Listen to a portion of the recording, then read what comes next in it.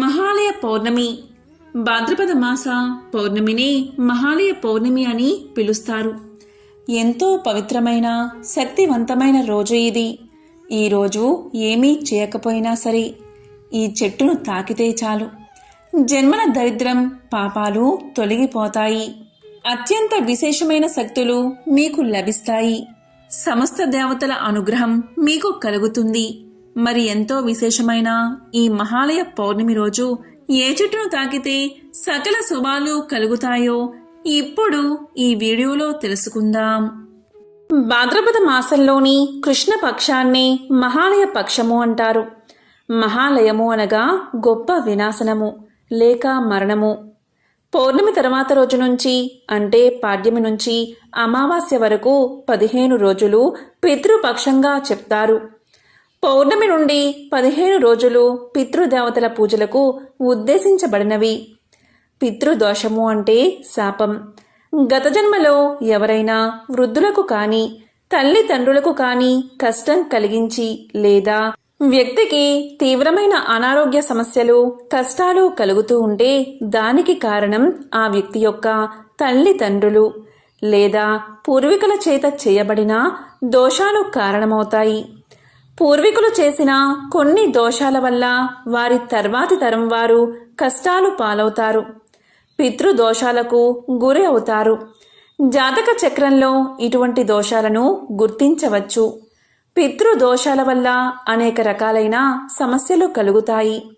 ఉదాహరణకు ముఖ్యమైన పనులు పూర్తి కాకముందే ఆటంకాలు వైఫల్యాలు ఎదుర్కోవడం, గౌరవ ప్రతిష్టలకు భంగం కలగడం, కుటుంబంలో స్త్రీకి చిన్న వయసులోనే వైధవ్యం ప్రాప్తించడం, కుటుంబంలోని వ్యక్తికి మానసిక స్థితి సరిగ్గా లేకపోవడం, ముఖ్యంగా సంతాన భాగ్యం లేకపోవడం, పుట్టిన సంతానం జీవించకపోవడం, అలాగే పుట్టిన సంతానం వల్ల తీవ్ర సమస్యలు ఎదుర్కోవడం. ఇలాంటి సమస్యలు పితృదోషాల వల్ల కలుగుతాయి. ప్రతి మనిషి తన జీవితంలో పితృ రుణాన్ని తీర్చాలి. దీనివల్ల పితరులు తృప్తి చెందుతారు, వారికి ముక్తి లభిస్తుంది. తమ సంతానం పితృరుణం తీర్చకపోతే వారికి ముక్తి లభించదు. మహాలయ పక్షం రోజుల్లో వారసులు వదిలే తర్పణాలు పితృదేవతలకు ఆకలి దప్పికలను తీరుస్తాయి. సంతృప్తి చెందిన పితృదేవతలు ఆశీర్వదిస్తారు. దీనివల్ల వంశీకుల ఉన్నతికి కారణమవుతుంది. దీనినే మహాలయ పక్షము అంటారు. పక్షము అంటే 15 రోజుల కాలం. మహాలయంలో మహా అంటే గొప్ప, లయము అంటే వినాశనం. మహాలయము అంటే గొప్ప వినాశనం. మరణించిన వారు పితృలోకాన్ని చేరుకుంటారు. వారిని పితరులు అని మనం పిలుస్తాం. ఉత్తమ కాలమైన ఉత్తరాయణం దేవతల కాలం, దక్షిణాయనం పితృకాలం. ఈ 15 రోజుల్లో ప్రతిరోజు శ్రాద్ధ కర్మలు నిర్వహించాలని, కనీసం ఒక్కరోజైనా చెయ్యాలి అని పురాణాలు తెలియచేస్తున్నాయి. పితృ రుణం నుంచి ముక్తి పొందడం కష్టం. పిల్లల కోసం తల్లిదండ్రులు ఎంతగా తపిస్తారో ఎవరూ మాటల్లో చెప్పలేనిది. వాళ్ళు మిమ్మల్ని అంతగా ప్రేమించారు కాబట్టి శ్రాద్ధ కర్మలు చేయడం పిల్లల బాధ్యత.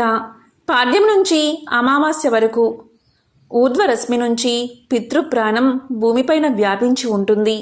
మన ఇంట్లో చనిపోయిన పితృదేవతలు మనోమాయా రూపంలో శ్రాద్ధ కర్మ స్థలానికి చేరుకుని బ్రాహ్మణులతో పాటు వాయు రూపంలో భోజనం చేస్తారు. సూర్యుడు కన్యారాశిలోకి ప్రవేశించగానే పితరులు తమ పుత్రపౌత్రుల దగ్గరకు వస్తారు. జాతకర్మ చేస్తే దీవిస్తారని, చేయకపోతే శపిస్తారు అని పురాణాలు ఘోషిస్తున్నాయి. మహాలయ పక్షం ప్రాముఖ్యత ఏంటి అంటే దీనికి సంబంధించిన ఒక పురాణ కథ కూడా ఉంది. దీన్ని విన్నంత మాత్రం చేతనే సకల శుభాలు కలుగుతాయి. కర్ణుడికి దానశీలిగా పేరు ఉంది. కర్ణుడి మరణానంతరం కర్ణుడికి స్వర్గం ప్రాప్తించింది. ఆయన స్వర్గలోకానికి వెళ్తూ ఉండగా మార్గమధ్యలో ఆకలి దప్పికలు కలిగాయి. ఇంతలో ఒక పళ్ళ వృక్షం కనిపించింది.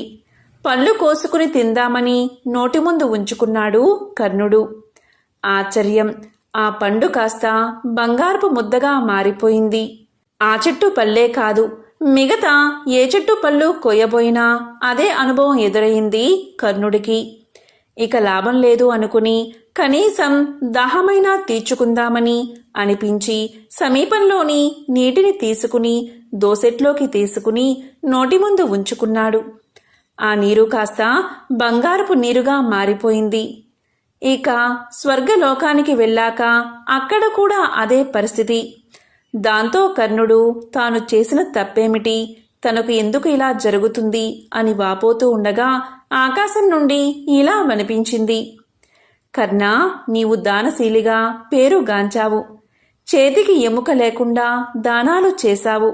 అయితే ఆ దానాలన్నీ బంగారం, వెండి, డబ్బు రూపేణా చేశావు. కానీ కనీసం ఒక్కరికి కూడా అన్నం పెట్టి ఆకలి తీర్చలేదు. అందుకే నీకీ దుస్థితి వచ్చింది అని ఆకాశం నుండి ఆకాశవాణి వినిపించింది. ఇక వెంటనే కర్ణుడు తన తండ్రి అయిన సూర్యదేవుని వద్దకు వెళ్లి పరిపరి విధాలుగా ప్రాధేయపడగా సూర్యదేవుని కోరిక మేరకు దేవరాజు అయిన ఇంద్రుడు కర్ణుడికి ఒక అపురూపమైన అవకాశాన్ని ఇచ్చాడు. నీవు వెంటనే భూలోకానికి వెళ్ళి అక్కడ అనాథులందరికీ అన్నం పెట్టి మాతాపితరులకు తర్పణాలు వదిలి తిరిగి రమ్మన్నాడు ఇంద్రుడు. ఇంద్రుడి సూచన మేరకు కర్ణుడు భాద్రపద బహుళ పాడ్యమి రోజు భూలోకానికి వచ్చాడు. అక్కడ పేదలు, బంధుమిత్రులందరికీ అన్న సంతర్పణ చేశాడు. పితరులకు తర్పణాలు వదిలాడు. తిరిగి అమావాస్య నాడు స్వర్గానికి చేరుకున్నాడు.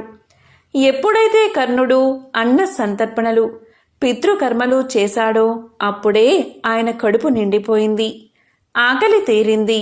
కాబట్టి కర్ణుడు భూలోకంలో గడిపి తిరిగి స్వర్గానికి వెళ్ళిన ఈ పక్షం రోజులకే మహాలయ పక్షమని పేరు. ఈ మహాలయ పక్షంలో చివరి రోజే మహాలయ అమావాస్య. నిత్యం దేవతారాధన ఎంత చేసినా, ఎన్ని దానధర్మాలు చేసినా కూడా ఏడాదికి 2 రోజులు పితృదేవతలను గుర్తుకు తెచ్చుకోలేని జన్మ వృధా. ఈ చర్యను భగవంతుడు కూడా మెచ్చుకోడు. దేవతలు వరాలు మాత్రమే ఇస్తారు, కానీ పితృదేవతలు శపిస్తే వంశం నాశనమవుతుంది అని పెద్దల మాట. కాబట్టి ఎంత హడావిడిగా ఉన్నా ఏడాదికి 2 రోజులు మనకు జన్మనిచ్చిన వారి కోసం మన పితరులకు కేటాయించడం మన ధర్మం. పితృదేవతలు అంటే మన వంశంలో గతించిన వారు. అయితే పితృకర్మలు చేయడానికి, శ్రాద్ధం పెట్టడానికి కొన్ని ముఖ్యమైన విషయాలు ఉన్నాయి. అవి ఏంటో ఇప్పుడు చూద్దాం. తండ్రి ఉన్న కుమారుడు తర్పణ శ్రాద్ధలకు అర్హుడు కాదు. తండ్రి ఉండి తల్లి లేకపోయినా అర్హుడు కాదు. శ్రాద్ధం మాత్రం కుమారుడే పెట్టాలి. తల్లి ఉండి తండ్రి లేకపోయినా అర్హుడే. తర్పణాలు ఇవ్వాల్సింది గతించిన వారికి, అంటే మరణించిన వారికి. పొరపాటున కూడా జీవించి ఉన్నవారి పేరు చెప్పడం పనికిరాదు. భాద్రపద మాసం శుక్లపక్షంలో దేవతా పూజలకు ఎంత విశిష్టమైనదో బహుళపక్షం పితృదేవతా పూజలకు అంత శ్రేష్టమైంది. పితృదేవతలకు ప్రీతికరమైన పక్షం కనుక దీనికి పితృపక్షమని, మహాలయ పక్షమని పేరు వచ్చింది. ఈ పక్షం అంటే 15 రోజులు ముగిసేలోపు ప్రతిరోజు పితృదేవతలకు తర్పణ శ్రాద్ధ విధులు నిర్వహించాలి. తమ పితృదేవతలు ఏ తిథిలో గతించారో అదే తిథి రోజు ఈ పక్షంలో శ్రాద్ధ కర్మలు నిర్వహించాలి. కుదరని పక్షంలో అమావాస్య రోజున నిర్వహించవచ్చు. తండ్రి జీవించి తల్లి కోల్పోయిన వారు ఈ పక్షంలో కానీ లేదా నిత్యమూ కానీ తర్పణాలు ఇవ్వడానికి అర్హులు కాదు. ఎందుకంటే అతని తండ్రి జీవించి ఉన్నాడు కాబట్టి. అలా తల్లికి ఈ పక్షంలో పెట్టాలి అంటే కేవలం నవమి నాడు మాత్రమే తర్పణ శ్రాద్ధులు ఆచరించాలి. తల్లి తండ్రి ఇద్దరూ లేనివారు ఈ పక్షాన తప్పక పితృకర్మలు ఆచరించాలి. ఈ పక్షమంతా చేయలేనివారు ఒక్క మహాలయ అమావాస్య రోజు చేసినా చాలు. ఈ పక్షంలో ఇతర శుభకార్యాలు ఏమీ చేయకూడదు. మహాలయ అమావాస్య రోజున తర్పణ కార్యక్రమం చేశాక పూజలకు శ్రీకారం చుట్టాలి. ఈ పక్షం రోజుల్లో శ్రాద్ధకర్మ నిర్వహించడం చేత పితరులకు తృప్తి కలుగుతుంది. భాద్రపద అమావాస్య వరకు పితృప్రాణం వ్యాపించి ఉంటుంది.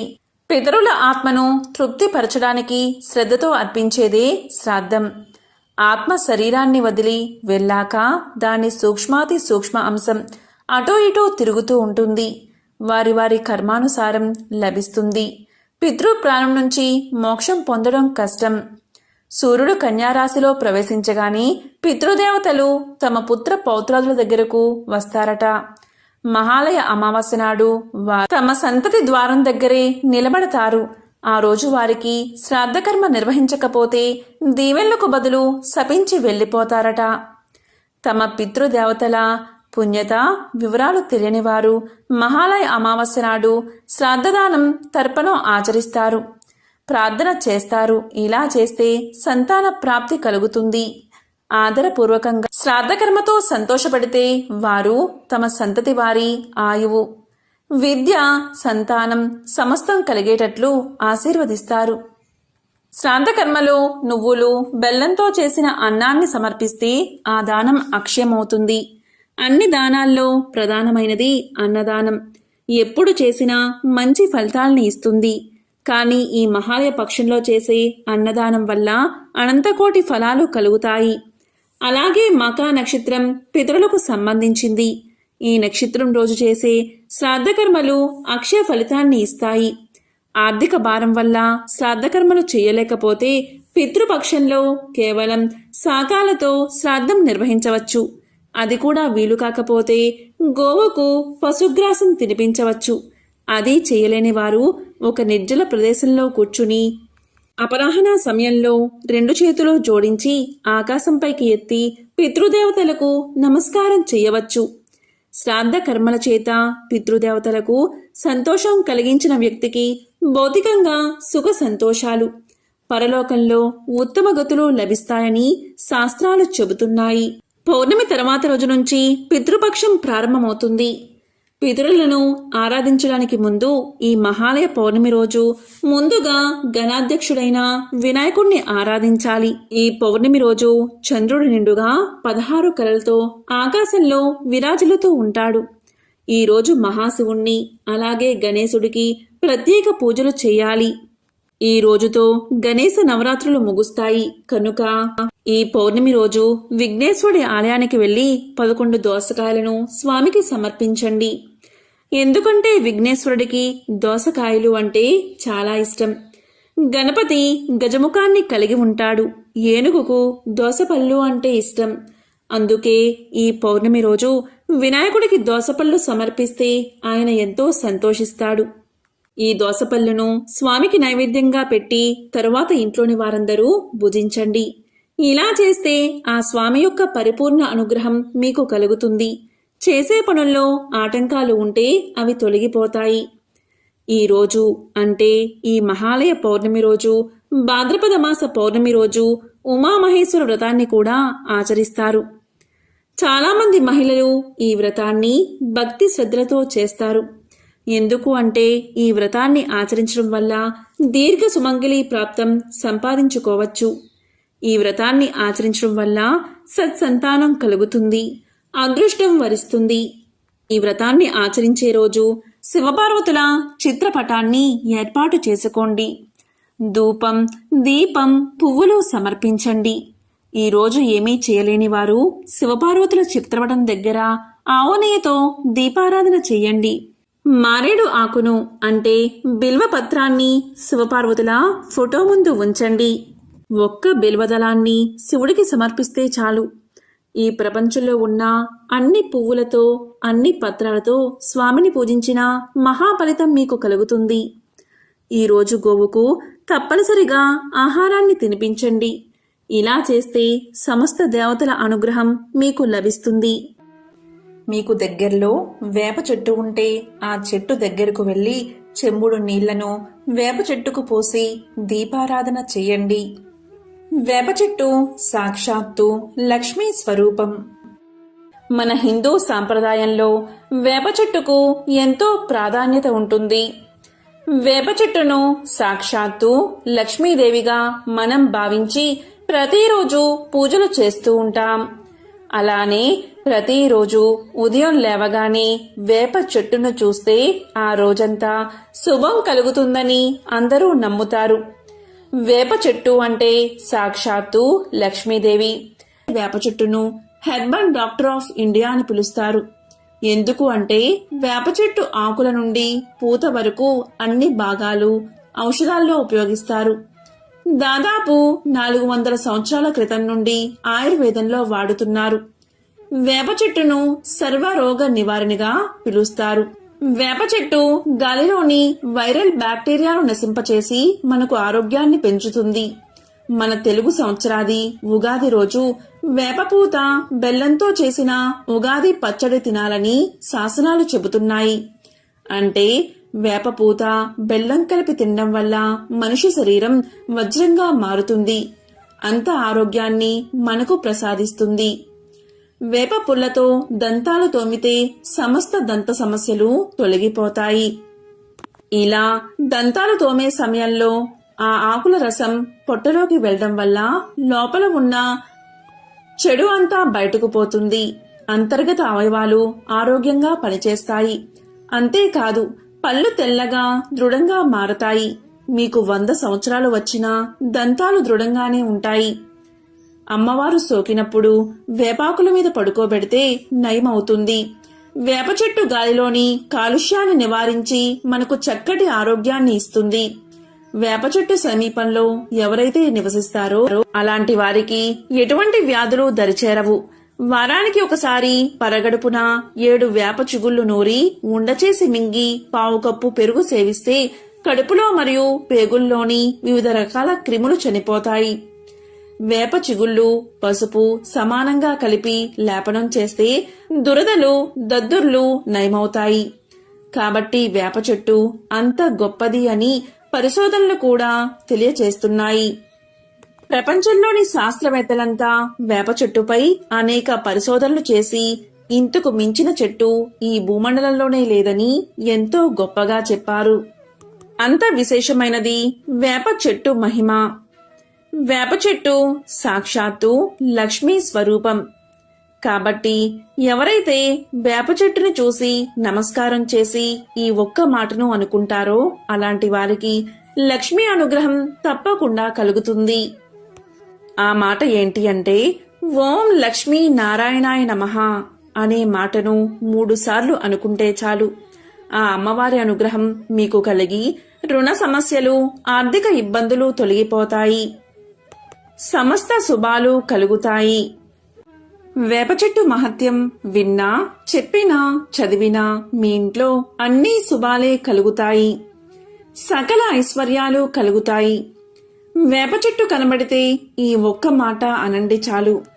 లక్ష్మీదేవి అనుగ్రహం మీకు తప్పకుండా కలుగుతుంది. భారతదేశంలో పూజలు అందుకుంటున్న అత్యుత్తమమైన చెట్టు వేప చెట్టు. దీనిని భారతీయులు గుర్తించి దాన్ని పవిత్ర వృక్షంగా పూజించడం మొదలుపెట్టారు. ఎవరైతే ఉదయం లేవగానే వేప చెట్టును చూస్తారో వారికి శుభం కలుగుతుంది. వేప చెట్టు ఎంతో పవిత్రమైనది. వైద్యంలో దీని పాత్ర గురించి చరకుడు అర్థశాస్త్రంలో వివరించాడు. ఆయుర్వేదంలో కూడా చరక సంహిత, సుశ్రుత సంహిత వంటి గ్రంథాలలో వేప చెట్టు గురించి అనేక రుజువులు ఉన్నాయి. వేప చెట్టుకు ఇటువంటి విశేష గుణాలు రావడానికి అమృతం ఆ చెట్టుపై పడినట్లు పురాణ వివరణ ఉంది. గరుత్మంతుడు తన తల్లి దాస విముక్తి కొరకు అమృతాన్ని తీసుకువెళ్తుండగా కొన్ని చుక్కలు చింది భూలోకంలోని వేప చెట్టు మీద పడగా అది శక్తివంతమైన మానవులకు మేలు చేసే వృక్షంగా మారిందని పురాణ కథ కూడా ఉంది. అదేవిధంగా దేవతల వైద్యుడైన ధన్వంతరి ప్రతిరూపమే వేప చెట్టు అంటారు. భూలోకంలో వేప చెట్టు నాటి పోషించిన వారికి స్వర్గలోకం ప్రాప్తిస్తుంది. అంతేకాదు వరుసగా 3 వేప చెట్లు పెంచి పోషిస్తే సూర్యలోకం ప్రాప్తిస్తుంది అనే నమ్మకం కూడా ఉంది. రాక్షసులు సూర్యుణ్ణి వేటాడుతున్నప్పుడు సూర్యదేవుడికి ఆశ్రయాన్ని ఈ చెట్టే ఇచ్చింది కాబట్టి ఈ చెట్టును నాటితే సూర్యలోకానికి చేరుకుంటారు అనే నమ్మకం. ఒకసారి శివపార్వతులు ఏకాంతంగా ఉన్న సమయంలో అగ్నిదేవుడు అక్కడకు వచ్చాడట. దీంతో కోపగించిన పార్వతీదేవి మా ఏకాంతానికి భంగం కలిగించింది దేవతలే, కాబట్టి దేవతలంతా వృక్షాలుగా మారిపోండి అని శపించిందట. దీనితో దేవతలంతా వివిధ వృక్షాలుగా అవతరించారు. వారిలో శ్రీ మహావిష్ణువు రావి చెట్టుగా, ఆయన భార్య అయిన లక్ష్మీదేవి వేప చెట్టుగా మారారు. ఇది పురాణ కథ. అందుకే వేప చెట్టును లక్ష్మీదేవి స్వరూపమని భావిస్తారు. అందువల్లే లక్ష్మీ స్వరూపమైన వేప చెట్టును నాటి దానికి రావి చెట్టుకి వివాహం కూడా చేస్తారు. ఉత్తర భారతదేశంలో వేప చెట్టును నీమాలీదేవి అని పిలుస్తారు. అందుకే రావి చెట్టును పురుషుడిగా, వేప చెట్టును స్త్రీగా భావించి హిందువులు ఎక్కువగా పూజలు చేస్తారు, వివాహాలు చేస్తారు.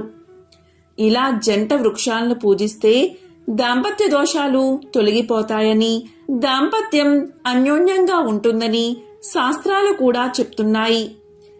ఎవరైతే వేప చెట్టును ముట్టుకుని నమస్కారం చేస్తారో అలాంటి వారికి లక్ష్మీదేవి అనుగ్రహం తప్పకుండా కలుగుతుంది. హిందూ సనాతన ధర్మంలో వేప వృక్షానికి ఉన్న ప్రాధాన్యత అత్యంత విశేషమైనది. ఎవరైతే పగటిపూట వేప చెట్టు నీడలో విశ్రమిస్తారో అలాంటి వారు ఆరోగ్యవంతులుగా ఎక్కువ కాలం జీవిస్తారని ప్రాచీన ఆయుర్వేద గ్రంథంలో చరకుడు తెలియచేశాడు. వేప చెట్టు గొప్పతనం గురించి వివరించే ఒక కథ ఇప్పుడు తెలుసుకుందాం. పూర్వం మలయాళ దేశంలో జామరిన్ అనే రాజు ఉండేవాడు. ఆయన ఒకసారి తన రాజ్యమంతటా చింత చెట్టు నాటించడానికి ఆ పనికి తన మంత్రిని ఉపయోగించాడు. ఆ రాజ్యంలో నంబియార్ అనే గొప్ప వైద్యుడు ఉండేవాడు. మూలికా వైద్యంలో నంబియార్కు పెట్టింది పేరు. ఆ కాలంలో ఢిల్లీ పాదుషా దగ్గర ఉండే అరబ్బీ హకీం ప్రకృతి వైద్యంలో అద్భుత ప్రజ్ఞ కలవాడు. నంబియార్ కూడా దాదాపు ఆయనతో సమానమైన వైద్యుడని ప్రజలు చెప్పుకునేవారు. రాజు దేశమంతటా చింత చెట్లు నాటిస్తున్నాడని తెలియగానే నంబియార్ రాజు దగ్గరకు వెళ్లి ఇలా పలికాడు: రాజా, చింత చెట్లు నాటించవద్దు. అవి ప్రస్తుతం చాలానే ఉన్నాయి కదా. వేప చెట్లు నాటించండి. అలా చేస్తే ప్రజలు ఆరోగ్యంగా ఉంటారు, అంటువ్యాధులు దరిచేరవు అని తెలియచేశాడు. దానికి రాజు ఒప్పుకోక ఇలా అన్నాడు: చింత చెట్లు వల్ల అనేక ఉపయోగాలు ఉన్నాయి. చింతపండుకు మంచి గిరాకీ ఉంది. చింత చెట్టుతో చేసినవి శ్రేష్టమైనవి. చింత చిగురు, చింత పువ్వు ఎంతో రుచిగా ఉంటాయి. దారుల వెంట చింత చెట్లు నాటితే ఎవరి పోషణ అవసరం లేకుండానే అవి బ్రహ్మాండమైన చెట్లుగా పెరిగి ప్రయాణికులకు చల్లని నీడనిస్తాయి. వేప చెట్టు వల్ల ప్రయోజనం ఏమిటి అని రాజు అన్నాడు. ఈ మాటలకు నంబియార్ రాజుకు ఎదురు చెప్పకుండా వెనుతిరిగి వెళ్లిపోయాడు. అలా వెళ్తూ వెళ్తూ మంత్రి ఇంటికి చేరుకున్నాడు. మంత్రి నంబియార్కు స్వాగతం పలికాడు. అప్పుడు నంబియార్ మంత్రి వైపు చూస్తూ ఉండిపోయాడు. అప్పుడు మంత్రిగారు నవ్వుతూ, ఎందుకు మీరు అలా నన్ను పరీక్షగా చూస్తున్నారు? మీ దయవల్ల నా ఆరోగ్యానికి ఎటువంటి లోపం లేదు అన్నాడు. దానికి నంబియార్ గంభీరంగా, ఇప్పుడేమీ లోపం లేదు, కానీ 6 మాసాలలో మీకు భయంకరమైన జబ్బు చెయ్యబోతుంది. సకాలంలో దానికి తగిన చికిత్స చెయ్యాలి, లేకపోతే చాలా ప్రమాదం అన్నాడు. నంబియార్ మాటలకు మంత్రి కంగారు పడి, అయితే తక్షణమే వైద్యాన్ని ప్రారంభించండి అన్నాడు.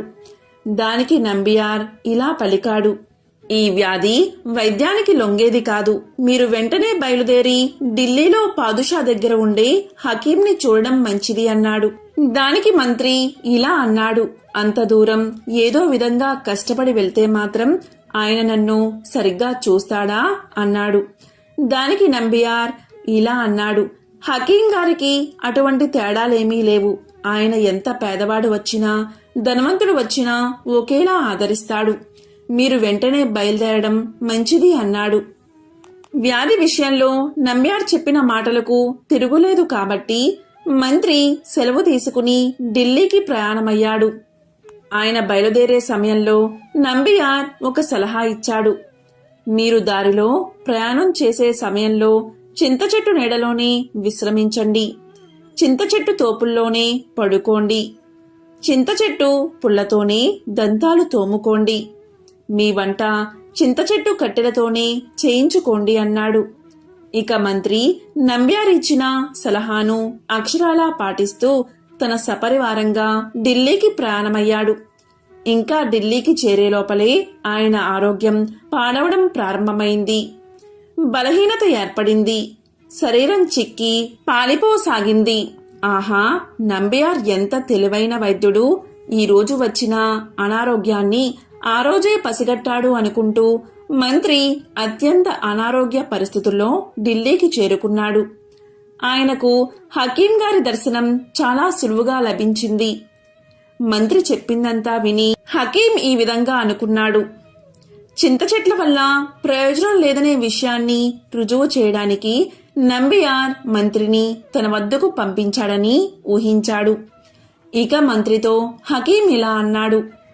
మీ వ్యాధి గొప్పదే, కానీ చికిత్స చాలా సులువైనది అని పలకగానే మంత్రి అదేమిటో సెలవియ్యండి అన్నాడు. వెంటనే హకీం ఇలా చెప్పాడు. మీరు వెంటనే బయలుదేరి మీ దేశానికి వెళ్ళిపోండి. వెళ్ళేటప్పుడు వేప చెట్ల నీడలోనే విశ్రమించండి. వేప చెట్ల మండలంతో ఇసురుకోండి. వేప చెట్ల పుల్లతోనే దంతాలు తోముకోండి. వేప చెట్ల పుల్లతోనే వంటలు చేసుకోండి. ఇంతకంటే మీ వ్యాధికి మరొక చికిత్స అవసరం లేదు. నా తరపున నంబియార్ గారికి 1000 సలాములు చెప్పండి. ఇక వెళ్ళిరండి అన్నాడు. ఇక మంత్రి సపరివారంగా స్వదేశానికి బయలుదేరాడు. ఇక హకీం చెప్పినట్లు వేప చెట్టు నీడలోనే పడుకునేవాడు. వేప చెట్ల గాలిని పీలుస్తూ తన ఆరోగ్యాన్ని తిరిగి సంపాదించుకోగలిగాడు. ఇక మంత్రి స్వదేశానికి చేరేసరికి పూర్వం కన్నా రెట్టింపు బలము, కళ ఆయనలో కనబడ్డాయి.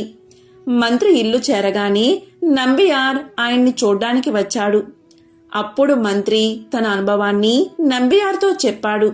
దానికి నంబియార్, తక్షణమే రాజుగారి వద్దకు వెళ్దాం. మీ అనుభవాల గురించి మనం తక్షణమే రాజుగారికి విన్నవిద్దామన్నాడు.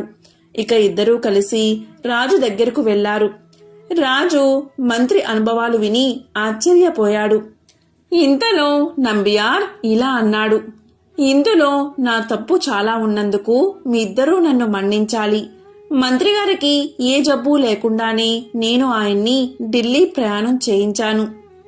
చింత చెట్టు కన్నా వేప చెట్టు మంచిది అని నిరూపించడమే నా ఉద్దేశం అని నంబియార్ వేప చెట్టు మహిమ గురించి రాజుకు మంత్రికి చెప్పాడు. రాజా, ఇప్పటికైనా ప్రజల మేలు కోరి చింత చెట్లు నాటడం మాని వేప చెట్లు నాటించండి అని వేడుకున్నాడు. అందుకు రాజు చింత చెట్ల కన్నా వేప చెట్ల మహిమ తెలుసుకుని దేశమంతటా వేప చెట్లు నాటించాడు. అందుకే వేప చెట్టును హెర్బల్ డాక్టర్ ఆఫ్ ఇండియా అని పిలుస్తారు. ఎందుకు అంటే వేప చెట్టు ఆకుల నుండి పూత వరకు అన్ని భాగాలు ఔషధాల్లో ఉపయోగిస్తారు. దాదాపు 400 సంవత్సరాల క్రితం నుండి ఆయుర్వేదంలో వాడుతున్నారు. వేప చెట్టును సర్వరోగ నివారణగా పిలుస్తారు. వేప చెట్టు గాలిలోని వైరల్ బ్యాక్టీరియాను నశింపచేసి మనకు ఆరోగ్యాన్ని పెంచుతుంది. మన తెలుగు సంవత్సరాది ఉగాది రోజు వేపపూత బెల్లంతో చేసిన ఉగాది పచ్చడి తినాలని శాసనాలు చెబుతున్నాయి. అంటే వేపపూత బెల్లం కలిపి తినడం వల్ల మనిషి శరీరం వజ్రంగా మారుతుంది. అంత ఆరోగ్యాన్ని మనకు ప్రసాదిస్తుంది. వేప పుల్లతో దంతాలు తోమితే సమస్త దంత సమస్యలు తొలగిపోతాయి. ఇలా దంతాలు తోమే సమయంలో ఆ ఆకుల రసం పొట్టలోకి వెళ్లడం వల్ల లోపల ఉన్న చెడు అంతా బయటకు పోతుంది. అంతర్గత అవయవాలు ఆరోగ్యంగా పనిచేస్తాయి. అంతేకాదు పళ్ళు తెల్లగా దృఢంగా మారతాయి. మీకు 100 సంవత్సరాలు వచ్చినా దంతాలు దృఢంగానే ఉంటాయి. అమ్మవారు సోకినప్పుడు వేపాకుల మీద పడుకోబెడితే నయమవుతుంది. వేప చెట్టు గాలిలోని కాలుష్యాన్ని నివారించి మనకు చక్కటి ఆరోగ్యాన్ని ఇస్తుంది. వేప చెట్టు సమీపంలో ఎవరైతే నివసిస్తారో అలాంటి వారికి ఎటువంటి వ్యాధులు దరిచేరవు. వారానికి ఒకసారి పరగడుపున 7 వేప చిగుళ్లు నూరి ఉండచేసి మింగి పావు కప్పు పెరుగు సేవిస్తే కడుపులో మరియు పేగుల్లోని వివిధ రకాల క్రిములు చనిపోతాయి. వేప చిగుళ్ళు పసుపు సమానంగా కలిపి లేపనం చేస్తే దురదలు దద్దుర్లు నయమవుతాయి. కాబట్టి వేప చెట్టు అంత గొప్పది అని పరిశోధనలు కూడా తెలియచేస్తున్నాయి.